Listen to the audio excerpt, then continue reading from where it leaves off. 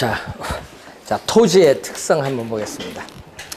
자, 이 토지가 자연적으로 주어져 있는 물건 그 자체 원초적, 본래적으로 가지고 있는 특성을 토지의 자연적 특성이라고 하죠. 자, 우선 토지의 특성도 우선 출제를 매년 합니다. 자, 토지의 이 자연적 특성이죠. 자연적 특성을 물리적 특성이라고도 또 하죠. 자, 그럼 시험 문제에 나오는 우선 단골 용어가 뭐죠? 부동성이죠. 자, 동은 움직일 동이죠. 움직이지 않는다. 토지의 지리적 위치 그 자체는 고정되어 있기 때문에 인간의 힘을 이용해서 이동시킬 수 없다. 뭐다? 비이동성이다. 그래서 부동산 활동 및 부동산 형상을 고도로 뭐한다? 국지화시킨다. 국지화는 뭐다? 토지가 속해 있는 지역에 뭐다? 국한. 이게 또 시험에 많이 나오고요. 이동을 할 수 없는 건 부동산이고 이동할 수 있는 것은 동산이죠. 그래서 부동산과 동산을 구별하는 근거고 작년에 출제된 게 토지의 공시 방법은 뭐죠? 등기. 여기 작년에 출제했었거든요. 동산은 뭐죠? 점유. 그래서 부동산과 동산의 공시 방법을 법률적 측면에서 달리하는 근거, 바로 부동성에 근거한다. 자, 또 시험 문제 많이 나오는 또 용어 중에 하나가 또 뭐죠? 외부 효과. 사례도 많이 내죠. 자, 토지는 위치가 고정이 되어 있죠. 위치가 고정이 되어서 이동할 수 없기 때문에 그 토지를 둘러싼 외부 환경 조건에 영향을 받아요. 그래서 토지 가치가 오를 수 있죠. 대규모 생태 공원이 조성된다. 그것을 우리 뭐라고 하죠? 정의 외부 효과. 근데 쓰레기 매립책이 들어서면 부동산 가치가 하락을 하는 것을 마이너스의 외부 효과가 발생하죠. 자, 이렇게 부동산 가치에 영향을 미치는 외부 효과가 발생을 하는 것은 부동성이다. 사례도 많이 냅니다. 그리고 또 부동산이 속한 지역이 주거지역이냐 인근지역이냐 상업지역이냐 또 그 지역의 특성이 옆 동네와 어떤 특징을 가지고 있느냐. 자, 이러면 옆 동네와 우리가 보통 하면 우리가 도심이 있었고 또 지역이 형성 발전되면서 또 거긴 구도심 또 신도심 생겨나잖아요. 그런 듯이 지역의 특성이 또 달라요. 예? 자, 그러면은 그 지역의 특성이 또 왜 달라서 부동산 가치에 영향을 미치냐. 그래서 지역을 또 분석을 해야 돼. 부동산이 속해 있는 지역에 있어서의 용도성도 파악하고 또 지역의 특성도 파악하는 지역 분석에 뭐가 나타난다? 필요성, 근거가 돼요. 또 중앙정부나 지방자치단체의 제도적 규제, 규율이 대상이 되기가 쉽기 때문에 토지관계 법규가 복잡하고 또 부동산의 유통기구로서 부동산 중개업을 제도화하는 근거가 돼요. 네? 위치가 고정됐기 때문에 또 각종 부동산 활동 시에 각종 자료를 수집해서 분석하는 뭐죠? 정보 활동도 있지만 부동산이 위치해 있는 현장에 가서 또 확인을 해야 되는 뭐다? 임장 활동도 우리는 중요시이다. 그래서 정보 활동, 임장 활동이 나타나요. 그러니까 부동산 활동을 정보 활동과 임장 활동으로 만들죠. 그게 부동성이에요.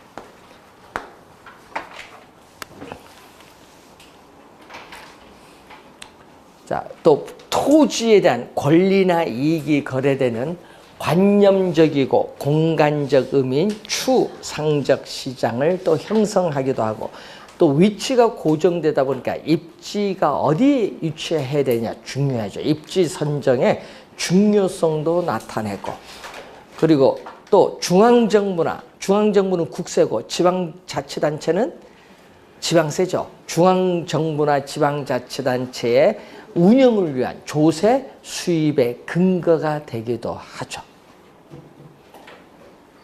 뭐 특징들이 많죠, 보면은. 이런 위치가 유리한 쪽이 가격이 비쌀까요? 불리한 쪽이 가격이 비쌀까요? 유리한 쪽이 비쌀 거 아니에요. 그래서 토지 가격을 뭐 한다? 위치 가격화. 위치에 따라 가격이 달라진다. 위치 가격화. 토지 가격을 위치 가격화하게 한다. 위치에 따라 가격이 달라져요. 자, 두 번째는 뭐다? 부증성.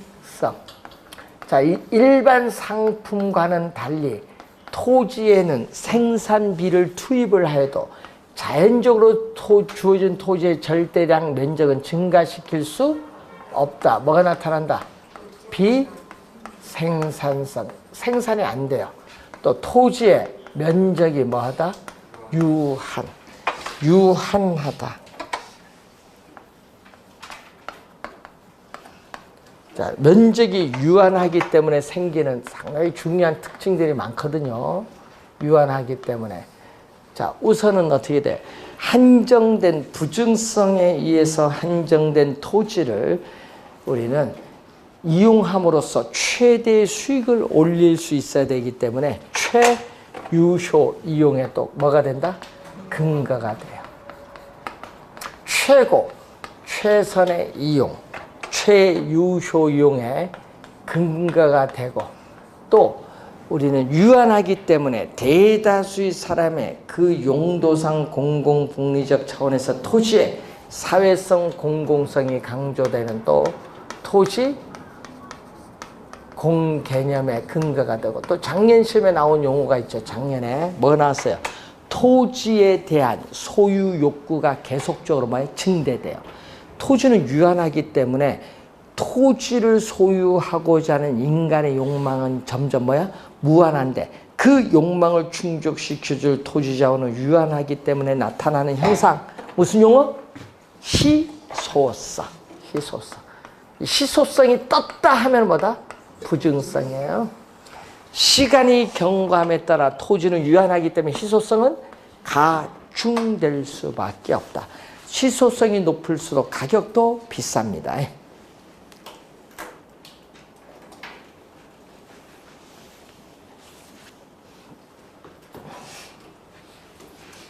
여러분, 유명 연예인 어제 유현진 선수 어제 야구 보면서 먼저 왕봉승 하나에 어제 500억이 왔다 갔다 했죠.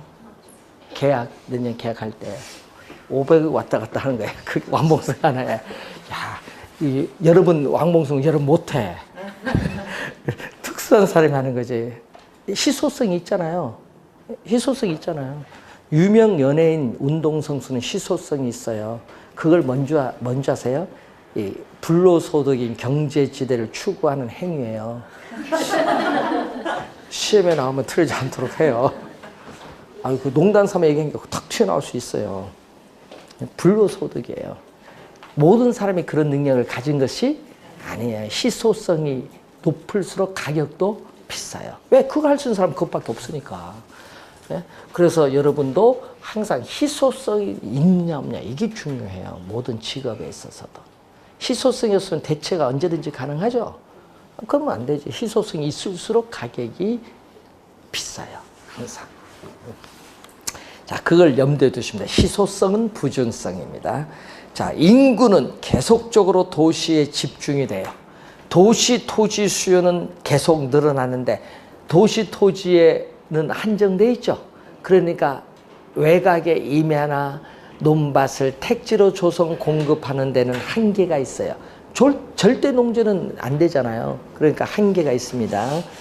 자, 그래서 토지 부족 문제가 발생을 하면서 토지를 이용하고자 하는 사람들의 뭐가 발생한다? 수요자 간의 경쟁이 발생해. 토지를 이용하고자 하는 수요자 간의 경쟁이 발생하면서 토지 가격은 계속적으로 오르죠. 오르면 건물이 점점 뭐가 돼? 고층화된다. 이게 토지 이용에 뭐를 촉진한다? 집약화. 자, 여러분 배운 게 있죠. 예? 집약도란 용어 배우셨죠? 집약도는 단위 면적 1제곱미터당 토지에 투입이 되는 노동과 자본의 상대적 크기가 집약도인데, 집약도가 높다는 것은 1제곱미터당 토지에 노동 자본을 많이 투입해서 건물을 고층화시키죠. 이 집약도가 높은 토지용이 집약적 토지용이고 바로 뭐다? 집약화야. 건물이 고층화되는 거. 이 집약도가 높은 거야. 그래서 집약화를 뭐한다? 촉진하는데 시험에는 뭐를 출제를 많이 한 거예요? 조방화를 많이 나지. 농촌에서의 토지용은 조방화, 토지를 많이 활용하는 거예요. 예, 집약도가 높은 토지용은 집약적 토지용이라고 하고, 집약도가 낮은 토지용은 조방적 토지용입니다. 예, 도시에서의 토지용은 집약적 토지용, 비도시적 농촌에서의 토지용은 조방적 토지용. 이렇게 이해하는 것이 좀 쉽습니다.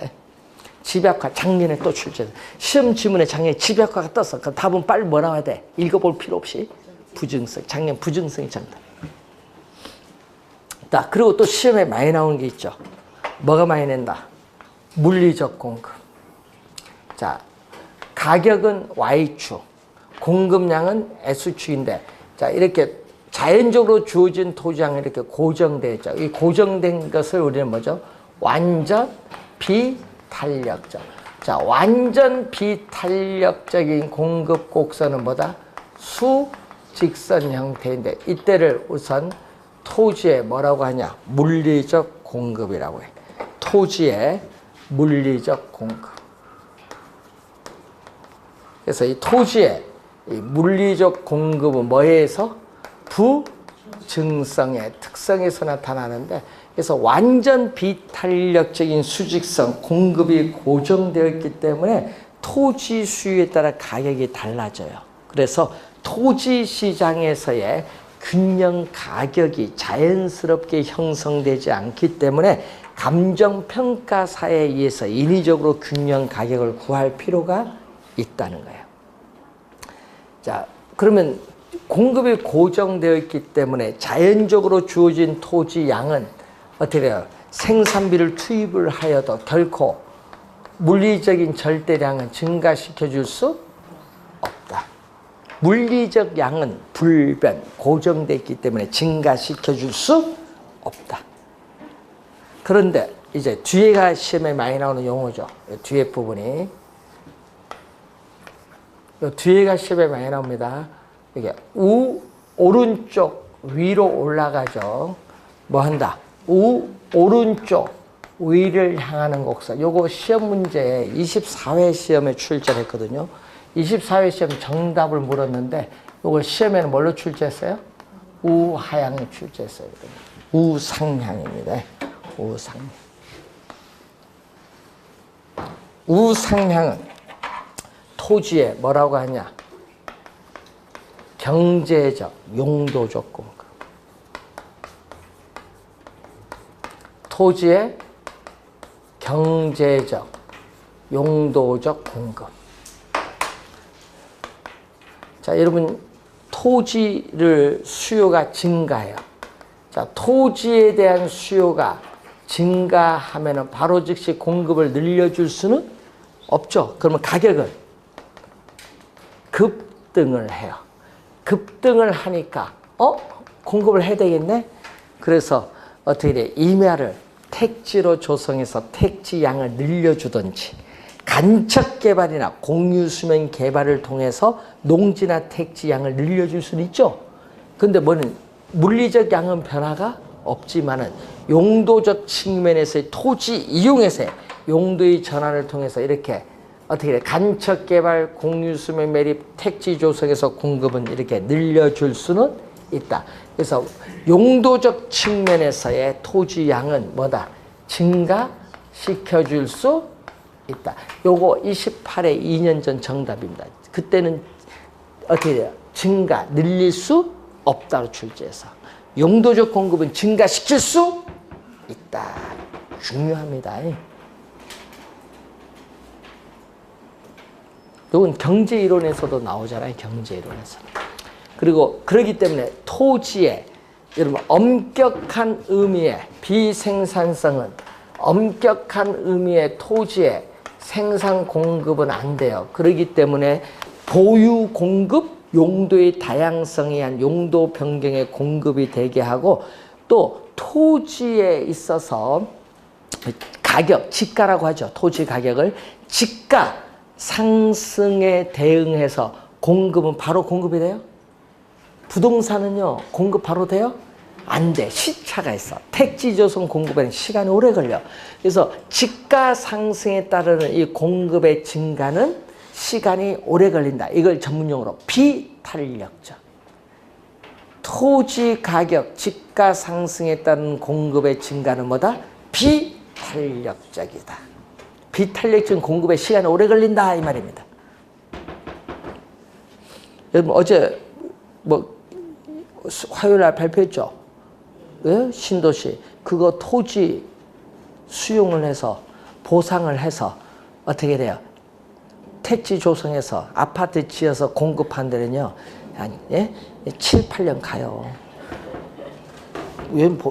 옛날은 강제로 수용해주면 요즘은 쉽지가 않아요. 예? 그래서 요즘 오래 걸려요. 예? 근데 저 보상 수용 뭐 하는 과정에서 불만이 있으면은 어떻게 돼요? 강제로 못 하죠. 뭐 한다? 소송 걸 수도 있지. 판결 잘못 나오면 골치 아픈 거야. 예? 그래서 이제 쉽지가 않습니다, 이게. 예? 그래서 요즘에는요, 이 택지 공급이 쉬운 게 아니에요. 우리나라는 수도권에서 요즘. 자, 그래서 어떻게 돼? 토지 가격이 공급이 어려우니까 가격이 계속적으로 빠르게 오르고 있는 겁니다. 집값 상승이 가장 높잖아요. 서울 수도권 여기 보면은. 자, 그런 것도 하나 염두에 좀 두시면서 부증성 봅니다. 자, 그래서 토지의 증가를 전제로 하는 이론은 성립될 수 없는 특성도 부증성인데 또 여러분 28회 9회는 부증성에서 정답을 물었고요. 26회 7회는 영속성에서 정답 물었어. 영속성도 시험에 많이 나오고 24회는 개별성에서 물었어. 23회는 부동성에서 정답. 그럼 이제 나올 타임이 뭐가 나올 때 됐어? 부동성이 정답을 물을 타임은 된 것 같아. 자, 영속성. 자, 시간이 경과하여도 여러분이 토지를 사용하여도 토지는 소모되거나 마멸되지 않는 특성, 불변성이야. 자, 그래서 영속성이 나오면 항상 요걸 염두에 두셔야 돼. 영속성이 나오면은 토지는 뭐다? 비소모적 재화. 요걸 항상 기억을 해둬야 돼. 소모가 안 된다. 비소모적 재화야. 자, 비소모적 재화이기 때문에 어떻게 돼요? 여러분이 자, 물리적으로 토지를 사용하도 어떻게 돼요? 소모가 안 되기 때문에 감가상각이론은 적용할 수 없다. 그럼 저번 주 배운 거 한번 복습합니다. 물리적으로 감가상각 이론이 적용되지 않으면 토지에 투자한 자본을 회수할 필요가 없다. 자본을 회수할 필요가 없기 때문에 뭐가 된다? 직접 저번 주 배운 거 28회 시험에 출제했어요. 토지 특성에서 28회 직접 환원법의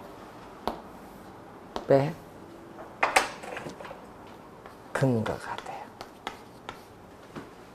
직접 환원법 뭐죠? 토지 가액은 토지로부터 장래 산출할 것으로 기대되는 순수익을 뭘로? 환원 이율로 환원해서 구하는. 직접 28회 시험에 출제된 지문이에요. 네? 요걸 출제했죠. 자, 또 가치에 소모가 없죠. 사용하도 소모가 안 되니까 가치에 소모가 없기 때문에 또 가치에 보전력이 우수해요. 그렇기 때문에 일반 상품에 비해서 토지 상품에 대한 투자자의 선호도를 높게 하고요. 그래서 부동산 관리의 중요성이 나타나요. 요거 소모가 안 되기 때문에. 자, 그리고 토지로부터 얻는 수익은 어떻게 돼요? 자, 이 토지로부터 얻는 수익은 또 영속적으로 발생하다 보니까 부동산 활동 시에는 또 뭐가 필요하다? 장기적인 배려가 필요하다. 장기적인 배려가 필요하고 또 영속적이다 보니까 토지 가치, 아까 여기 설명했네. 토지 가치는 뭐라고 설명했어요? 토지 가치는 토지 소유에서 비롯되는 장래이익, 편익을 현재의 가치로 뭐다?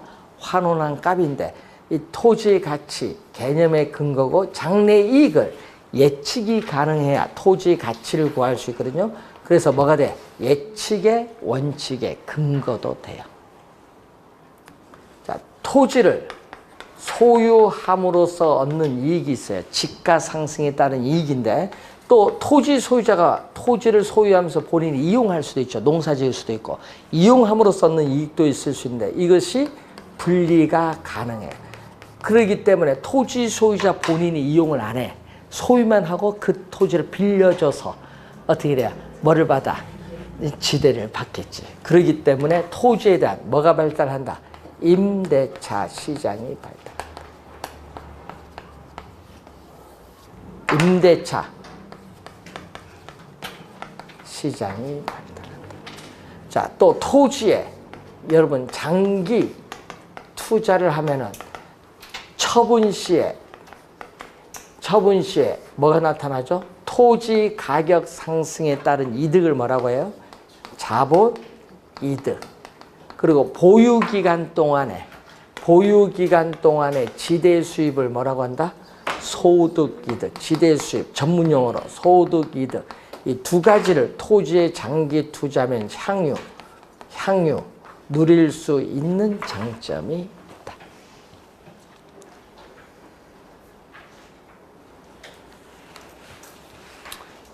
자, 영속성 우리가 주의해 주시오. 그래서 토지의 비소모니까 토지의 소모를 전제로 하는 재생산 이론, 사고방식은 토지는 적용되지 않는다. 여기 21회 시험에 또 정답으로 또 한번 출제를 했었습니다.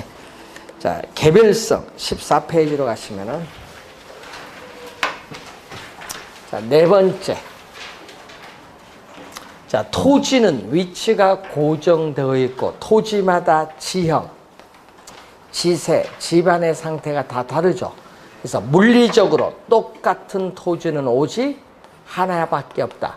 두 개 이상의 동일한 토지는 결코 존재하지 않아요. 그렇기 때문에 토지 간 비교하기가 어려워요. 그리고 또 부동산 활동 및 부동산 형상을 개별화, 2년 전에 출제했거든요. 동질화가 아니라 개별화시키기 때문에 부동산학 원리 도출 이론의 전개도 어려워요.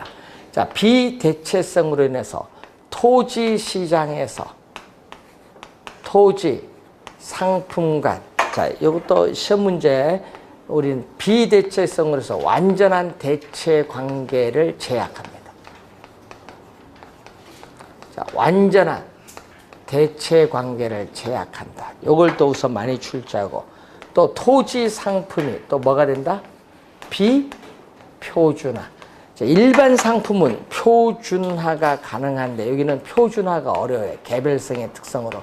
표준화가 어렵기 때문에 토지의 대체 가능성이 낮아요. 비대체성이니까 대체 가능성이 낮고요. 또 한 가지 물건에 한 가지 가격이 성립을 한다는 일물일가의 법칙이 성립하기가 어렵다. 자, 그리고 우리 부동산 가격 공시제도에서 표준지가 있거든요. 이 표준지를 선정하기가 개별성의 특성으로 곤란해요. 그렇기 때문에 토지 가치를 추계하는 데 있어서 객관화가 어렵다는 또 특징이 나타나고 또 하나하나의 부동산이 다 다르다 보니까 공급에 있어서의 뭐다? 독점화를 시켜요. 여러분 시험 문제에 21회는 뭘로 나타낸다? 비독점으로 출제했었거든요. 독점화를 시켜요. 독점. 또 토지 가격. 여러분 토지 가격, 수익 등이 개별화되거든요. 왜냐? 거래 당사자의 특수한 사정이나 개별적 동기가 개입되기가 쉽기 때문에 여러분 토지 가격은 개별적으로 형성될 수밖에 없잖아요. 그래서 토지 가치에 영향을 미치는 개별적인 상태나 요인을 분석을 해야 돼요. 그래서 개별 분석에 뭐를 나타낸다? 필요성이 나타나고 또 구체적으로 전개를 시키게 돼요. 개별성의 특성. 요거 네 가지를 우리는 28회는요. 28회 시험은 요 네 가지 보기를 네 개에다가 요 부증성만 두 개의 보기를 가지고 한 문제 출제했고요. 또 하나 더 뭐 덧붙여서 또 해서 우리가 요 네 가지를 주로 내는데 또 하나가 덧붙이면 뭐 인접성이라는 게 있죠. 토지는 위치가 고정되어 있기 때문에 그 옆에 토지와 인접, 연결되어 있다. 요게 인접성인데 이것은 부동성에 포함시켜서 생각을 해버립니다. 그러니까 인접성 거의 출제하지 않는 거예요. 그래서 자, 토지에 또 누가 들어간다? 토지에 인간이 결합돼. 저기는 인간이 없거든요. 자연적 특성은. 토지에 인간이 개입을 해요. 그래서 토지와 인간의 관계에 있어서 인간이 토지에 인위적으로 부여해준 특성을 인문적 특성이라고 하는데, 인문적 특성은 앞에 자연적 특성이 가지는 제약을 어느 정도 완화해 주기 때문에 신축적이고 가변적인 특성을 가진 게 무슨 특성? 인문적. 신축적이고 가변적이에요. 완화를 해주기 때문에. 여기에는 시험 문제 나오면은 제일 많이 나오는 게 뭐다? 용도의 다양성. 자, 주어진 부지에 다양한 용도를 뭐 한다? 다양한 용도를 제공해 줄 수 있다. 그럼 다양한 용도 중에서 어떤 용도로 이용을 해야, 효율적으로 이용해야 토지로부터 최대 수익을 올릴 수 있느냐? 그걸 뭐라고 하죠? 최유효용. 요거의 시험 문제, 용도의 다양성이 요것을 계속 출제하는 거죠. 성립의 근거가. 요걸 계속 출제하는 거예요. 용도의 다양성이 뜨면. 자, 용도의 전환, 후보지에서의 전환, 이행지에서 이행을 가능케 하고, 용도에 따라 가격이 달라져요. 가격, 다원설의 논리적 근거도 제시해주고, 주거용에서 상업용으로의 용도의 전환, 주상복합 건물처럼 어떻게 용도의 병조, 또 두 개 이상의 용도가 경합할 수 있는 특성이 우린 용도의 다양성. 자, 그리고 이 용도의 다양성을 지원을 해주고 최유효용을 간접적으로 지원해주는 게 뭐죠? 합병 또는 병합, 또 뭐다? 분할의 가능성. 토지의 용도라든지 이용주체의 목적에 따라 토지를 인접 토지와 자유로이 합병할 수도 있고 뭐다? 주어진 토지를 분할할 수 있는 특성입니다. 그러면 여러분 합병 분할하면 가치가 오를 수도 있고 내릴 수도 있기 때문에 정상적인 토지 가격이 아니에요. 그래서 합병, 토지의 합병 분할을 전제로 한 가격을 뭐라고 하죠? 한정 가격이라고 해요. 한정 가격이 존재하게 된다. 자, 토지는 지리적 위치가 고정되어 있습니다. 그런데 그 토지를 둘러싼 사회적, 경제적, 행정적 환경 요인이 변화함에 따라 토지 가치도 달라질 수 있는데 이것을 사회적, 경제적, 행정적 위치의 가변성이라고 해요. 자, 여러분 요즘에 사회적 환경 요인 대표적으로 변화하는 게 있죠.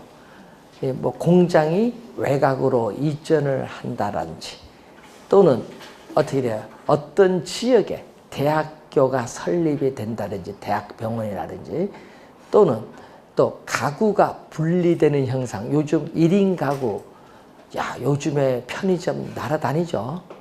예? 이 편의점에 보니까 뭐 혼술, 혼밥, 뭐 혼자들 한 게 왜 이리 많은지. 예? 또 통닭도 혼닭 뭐 이렇게 나오네. 예?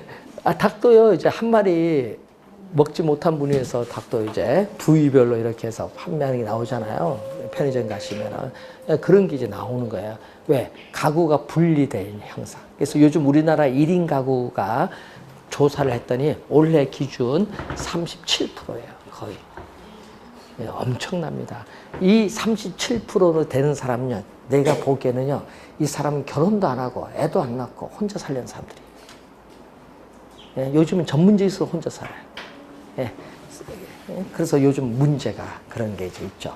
학교에 학생이 옛날엔 꽉꽉 찼는데 요즘은 없어. 뭐 문 닫을 지경까지 가는 거야. 예? 그래서 요즘에 이제 문제가 사회적으로 앞으로 인구 문제가 상당히 심각할 거예요. 자, 그게 이제 사회적 환경 요인이에요. 그런 게 가구 분리, 교육 뭐 이런 거, 부동산 거래 관해 이런 건 다 사회적 환경 요인인데 요즘 있죠. 신도시 발표하면 제일 먼저 이러면 생각나는 게 뭐예요? 아이, 교통 또 막히냐. 그거잖아요. 도로, 교통 조건 중요하잖아. 뭐 전철이 연결 그 지역으로 되느냐. 안 되는 지역을 개발하는 거 아니에요? 연결되느냐. 도로망을 확충하느냐. 요거잖아. 이런 것은 경제적 환경 요인이에요. 교통 체계의 신설이나 변경. 요즘 5차 산업 얘기 많이 하는데 산업 구조의 변화, 또 기술 혁신, 고용, 임금, 정부의 어떻게 돼요? 우리가 여러 가지 금융상의 정책, 또 세금과 이런 부담, 높은가 낮은가, 세금 부담 이런 것은 다 경제적 환경 요인. 행정적은 개발 제한 구역을 해제한다. 예? 이런 거. 또는 세금과 관련된 제도를 변경한다. 뭐 이런 것은 행정적 환경 요인.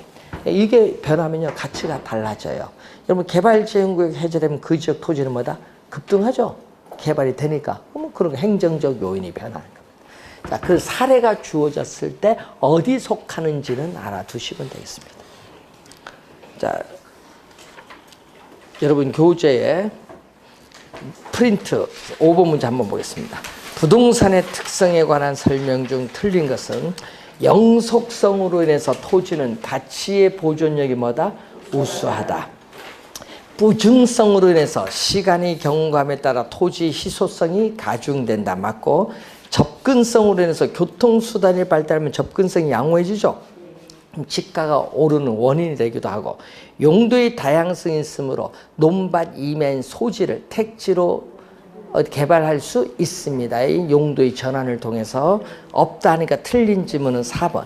개별성의 특성으로 인해서 동일 지역 부동산 상호 간에도 각각 다른 가격이 형성이 됩니다. 맞는 질문. 그래서 정답은 4번이죠. 자, 여러분 교재 26쪽으로 갑니다. 자, 26쪽으로 오시면은 거기에 뭐가 나오죠? 유량. 유량은 흐를 유자거든요. 물이 흘러간다. 이걸 뭐라고 하죠? 플로우 개념이라고. 자, 여러분이 물이 흘러가듯이 시간도 흘러가는데 일주일 흘러가면 주, 한 달이 흘러가면 월, 1년이 흘러가면 연, 뭐 주, 월, 연으로 나타내요. 기간으로 표현돼요. 그래서 여러분 우리 시험에 나오면 사례가 나오는데 이제 기간을 붙여보고 좀 어색하지 않다. 그럼 유량이야. 근데 어색하면 뭐다? 저량. 이렇게 생각하세요. 하여튼 요거 어려운 거 아닌데요. 요거 진짜 어렵다고, 요거는 어렵다고 질문하면 안 돼요. 이런 거는. 계산 문제 못 풀겠다는 거 이해가 돼요. 기간은 무슨 개념? 유량.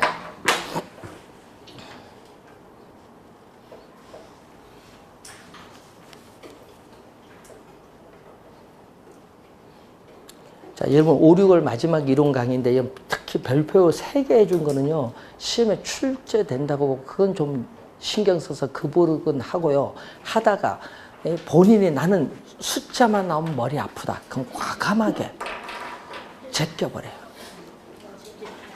그 합격에 아무런 지장이 없어요. 제껴도. 또 그거 공부한다고 머리 아프지 마시고, 4번 찍어도 3개 맞아요. 8개 중에. 계산 문제 다 8개 4번 쪽으로 3개는 맞아요. 신경 안 써도 돼. 여러분, 예? 민법이나 신경 쓰세요. 왜 그러냐면요. 시험 문제 뭐 나올 거 가르쳐 주면은 무슨 암기비법 안 통해요, 요즘은. 시험 문제. 이해를 안 하면 못 풀어요. 종합적으로 묻거든요. 아직도 암기비법에 2차 과목 큰일 나, 여러분. 원래 그렇게 하면은. 그래서 작년에 어제 어떤 분이 왔는데 그분이 그 학원 1등이야. 1등인데 그 여성분인데, 예? 진짜 웃긴 게 380명 수업 들었는데 20명 합격했어요. 최종 합격자.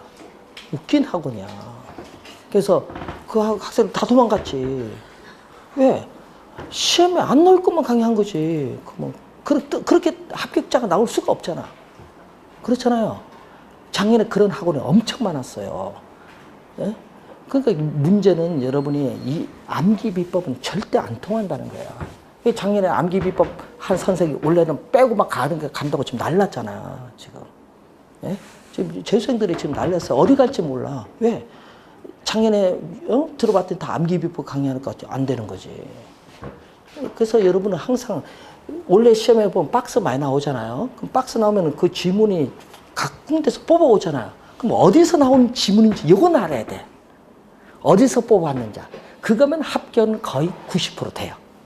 근데 어디서 나온지 모른다. 이건 문제가 심각해. 그리고 모의고사 쳤는데 2개는 알겠어. 그럼 괜찮아. 5개 다 모르겠다. 이건 진짜 큰 문제. 지금 2개 하러 돼요. 5개 지문 중에. 그 6월달 가면 한 3개 하면은 합격권에 거의 왔어. 2개는 7, 8, 9 가면서 배우면 되니까. 그러니까 문제 나오는 지문이 이해되는지 안 되는지 보다 그거 받는지 안 받는지 그것부터 확인해야 돼. 그럼 작년 시험에 보기 중에 3개는 알아요. 배웠어. 근데 2개는 모르겠다. 근데 왜 2개 신경 쓰나, 여러분이? 앞에서 답이 있는가 없는가 확인하고 그 다음에 2개를 생각하는데 여러분 안 보는 거 나면 머리가 갑자기 붕 떠, 시험장에서. 그래서 작년에 많이 떨어졌어요. 일부러 출제위원들이 여러분 교재 없는 지문들 뽑아 들어오잖아요. 민법이든 공법이든 다.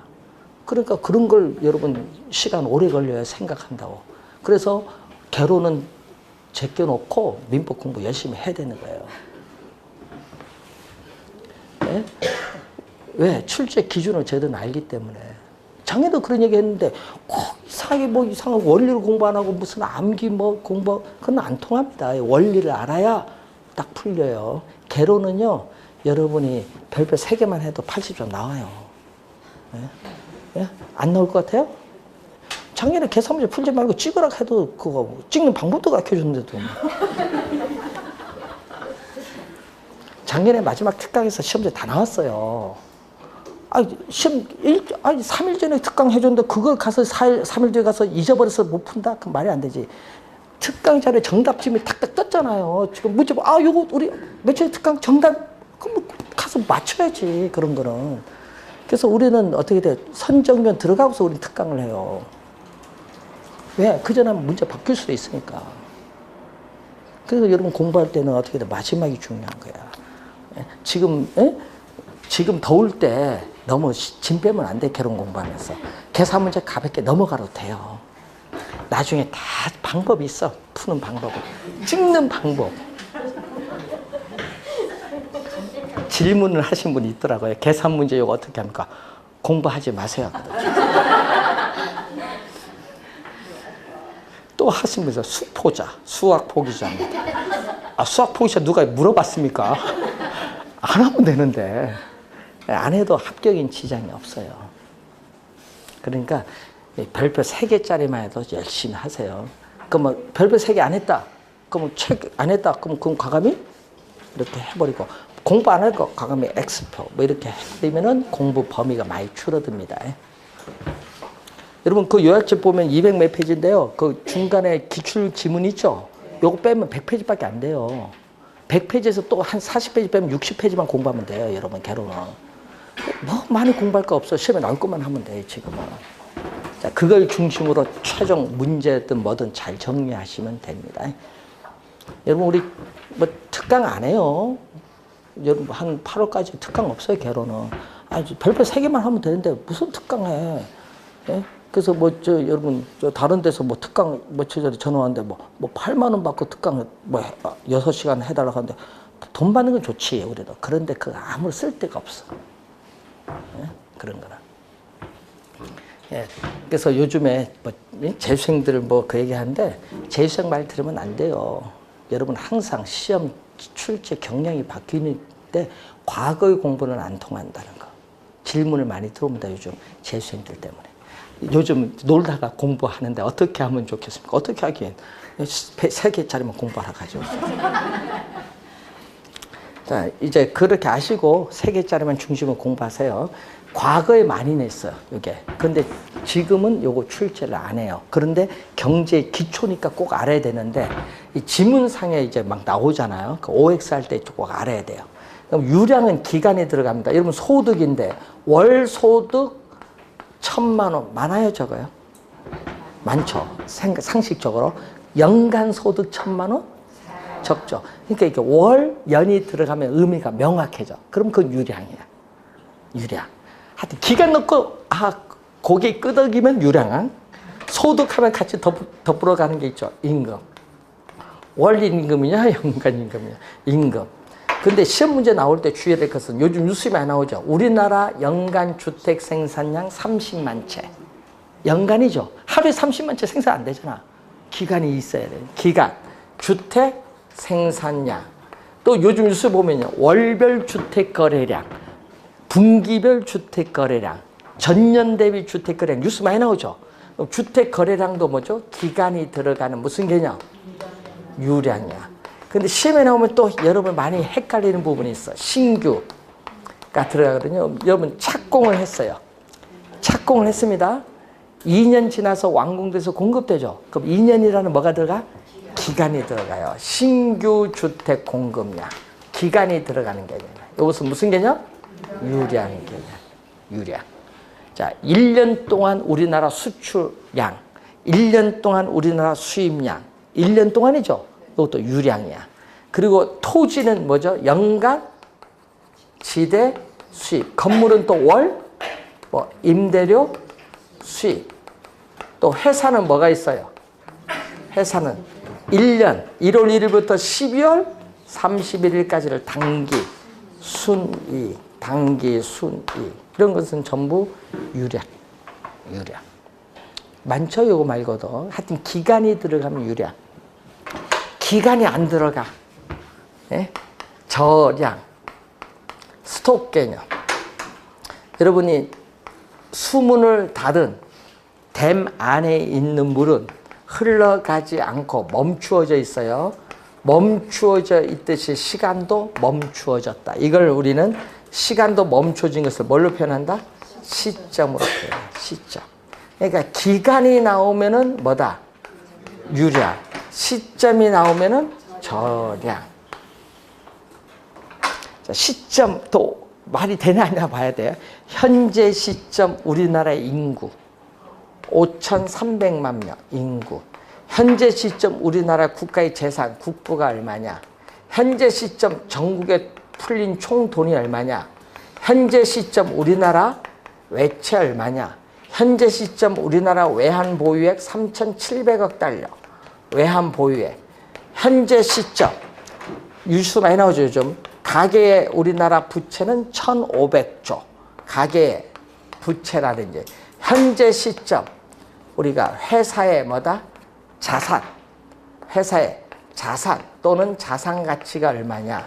네, 이런 거. 현재 시점 자본금. 현재 시점에 우리나라 주택 보급률 102%. 주택 보급률. 현재 시점 전국의 미분양 주택의 수. 이걸 뭐라고 하죠? 주택 재고량. 이런 것은 전부 무슨 개념? 저량. 하여튼 시점 들어가 말 되냐 안 되냐 확인해 보시면 돼요. 요거 시험에 나오면 잘 틀리고 있습니다. 6번 보시면은 다음 중 유량 개념으로 잘 연결된 건데 임대 수입은 뭐다? 유량이죠. 통화량, 지가 인구는 뭐다? 저량. 소득, 주택 거래량, 주택 생산량, 회사의 단기 순이익은 유량. 그리고 주택 재고량은 저량. 그래서 3번이 정답입니다. 유량, 저량 이렇게 사례가 주어졌을 때 판단할 수 있으면 돼요. 24회까지는 한 7번 정도 출제를 했었어요. 또 지문에 보면요. 읽다 보면 기간, 시점이 막 나오거든요. 그럼 OX 할 때 좀 주의를 좀 해둬야 됩니다. 그럼 왜 중요하냐? 뭐가 본다? 소비자 입장에서 생각하는 게 뭐다? 소비자 입장에서 생각하는 게 수요죠. 수요는 일정 뭐다? 기간이 나왔으니까 이건 무슨 개념이죠? 유량 개념.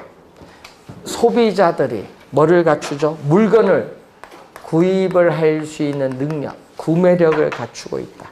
자, 구매력을 갖췄다는 건 뭐죠? 구매력을 갖춘 수요를 우리는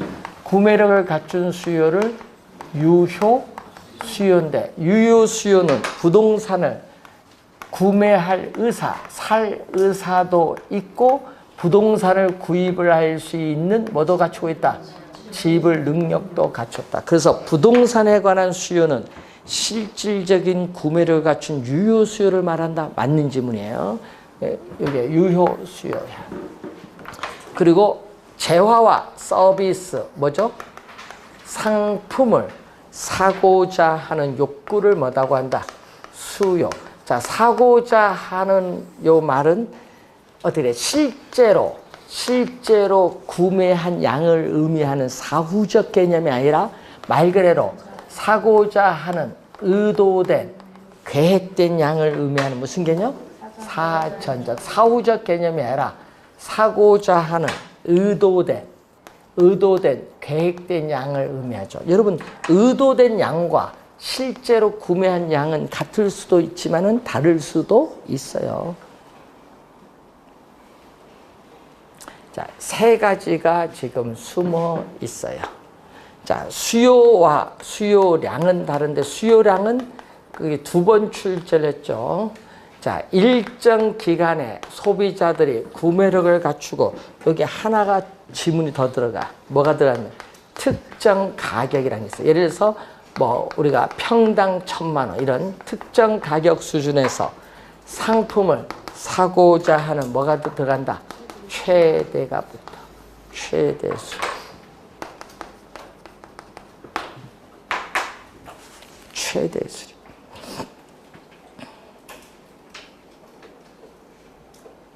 자, 우리 시험에는요, 수요 개념보다 뭐를 출제하는 거예요? 수요량, 뭐 공급량, 이 개념을 출제를 많이 합니다. 자, 그럼 이 개념, 이거 그래프 갖고 좀 이따 설명하는데, 거기 보니까 유효 수요, 잠재적 수요라는 용어가 나와요. 수요의 분류, 27페이지 중간에 보시면은, 잠재적 수요는 뭐예요? 현재는 유효 수요가 아니에요. 현재 유효 수요가 아니라 그것은 지불 능력은 없어요. 그런데 가까운 미래에 조만간 유효 수요가 할 수 있는 예비적 수요거든요. 그럼 살 의사는 있어요.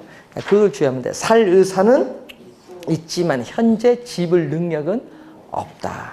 잠재적 수요. 그런데 부동산은 항상 여러분 공급에는 뭐가 있다? 시차가 있어. 그래서 건설업체는 시차가 있기 때문에 부동산 공급을 하고자 할 때는 어떻게 2, 3년 내에 유효 수요가 될 수 있는 잠재적 수요도 뭐를 해야 돼? 고려를 해야 되는 거예요.